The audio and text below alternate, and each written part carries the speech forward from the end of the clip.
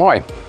Tämä ajomatka peliin voi asettaa jo päivän fiiliksen, millä tavalla me vanhemmat puhutaan siellä mahdollisesti pelistä tai kilpailusta. Luodaanko me jo lapsille niitä paineita, tänään teidän on voitettava, tänään mä haluan, että sä teet niin, muista joustaa niitä polvia sun ykkössyötössä. Vai puhutaanko me ylipäänsä tästä pelistä? Tämä voi asettaa sen tunnelman sille lapselle, kun me aletaan jo rakentaa paineita sille lapselle, vai onko meillä hauska matka sinne peliin? Tänään on onnenpäivä, kun mä näen taas, kun sä pääset pelaamaan.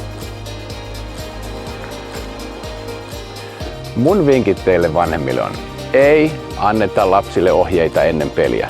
Ei esitetä meidän toiveita lapsille, vaan muistetaan, että on lasten urheilua ja annetaan heidän nauttia ja annetaan heille se hyvän olon tunne.